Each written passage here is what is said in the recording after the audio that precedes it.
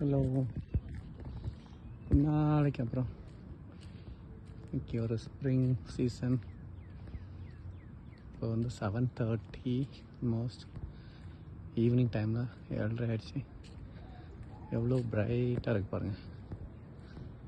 எப்படியும் 9 மணிக்கு மேலே ஆயிரும் இருட்டுறதுக்கு. ஆனால் அந்த ஏரியாலாம் பாருங்கள் எவ்வளோ பியூட்டிஃபுல்லாக இருக்குது. இது வின்டர் சீசனில் எடுத்த வீடியோஸ் பார்த்தீங்கன்னா எல்லா மரங்களும் வந்து வெறும் குச்சி குச்சியாக இருக்க மாதிரி இருக்கும். இப்போ எல்லா இடத்துலையும் பச்சை பசேன்னு இருப்பாங்க. இந்த இடத்துல நான் முன்னாடி காமிச்சிருக்கிறேன். ஃபுல்லாக ஸ்னோவாக இருக்கும். எவ்வளோ நீட் அண்ட் க்ளீனாக எவ்வளோ க்ரீனாக இருக்கு பாருங்கள்.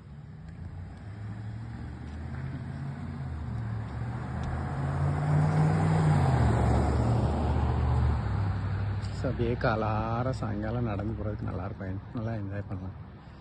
அந்த மாதிரி நிறைய குருவிகள் நிறையா இருக்கும். காக்கா குருவிகள்லாம் நிறையா இருக்கும். இப்போ பார்த்தாலும் சத்தம் கேட்டுகிட்டே இருக்கும். இப்போ கூட இந்த பேக்ரவுண்டில் கேட்டிங்கன்னா தெரியும். கிச்சு கிச்சு கிச்சு கிச்சுன்னு இருக்கும். சிட்டுக்குருவிகள், இந்த மைனா, காக்கா, அந்த மாதிரி நிறைய குருவிகள் இருக்கும். வீட்டிலலாம் காலைல 4:30க்கெலாம் அவ்வளோ சவுண்டு கொடுத்து எழுப்பிடும். ஒவ்வொருத்தரும் எவ்வளோ பியூட்டிஃபுல்லாக இருப்பாங்க. நல்லா இருக்குல்ல?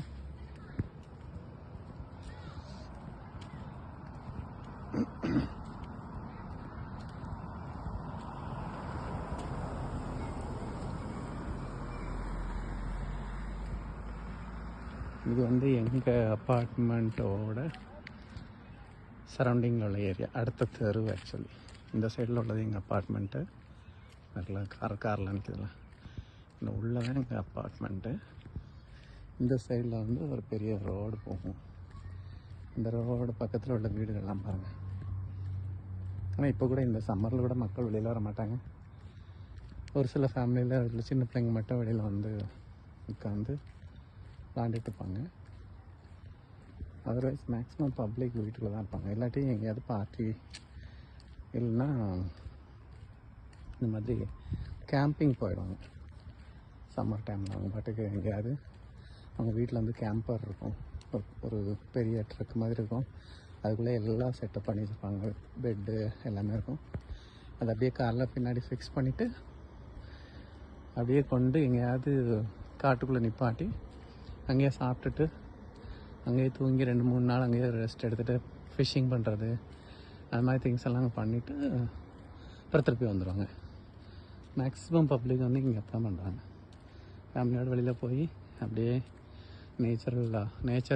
நேச்சரில் வந்து பான்ஃபயர் பண்ணுறது. இல்லாட்டி ஒரு குரூப் ஆஃப் பீப்புளும் அவங்கவுங்க கேம்பரை எடுத்துகிட்டு போவாங்க. போயிட்டு என்ஜாய் பண்ணிட்டு வருவாங்க. சரிங்க பாருங்கள். இது எங்கள் அப்பார்ட்மெண்ட்டோட அவுட்டர் சைடு. நல்லா பியூட்டிஃபுல்லாக இருக்கு பாருங்கள்.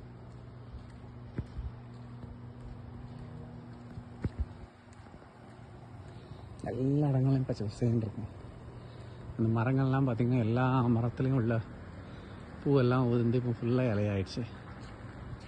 பூ வந்து இந்த ஸ்ப்ரிங் சீசன் ஆரம்பிக்கும் போது மட்டும்தான் கொத்து கொத்தாக பூக்கும். நான் யாருக்குமே வீடியோவில் காமிச்சிருப்பேன்.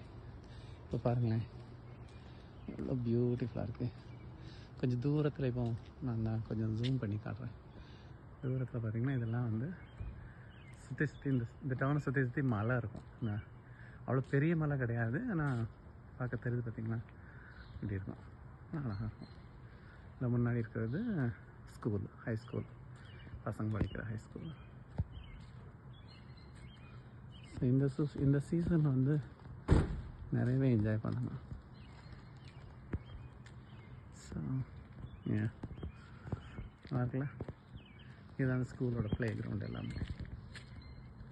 தூரத்தை வந்து காமிக்கிறேன். பட் ஜஸ்ட்டு எவ்வளோ பச்சை பசேன்னு இருக்குது அப்படிங்கிறத காமிக்கிறதுக்காக அழகாக இருக்குல்ல. அடுத்து இன்னொரு ஸ்ட்ரீட் அப்புறமா காமிக்கிறேன். பாய்.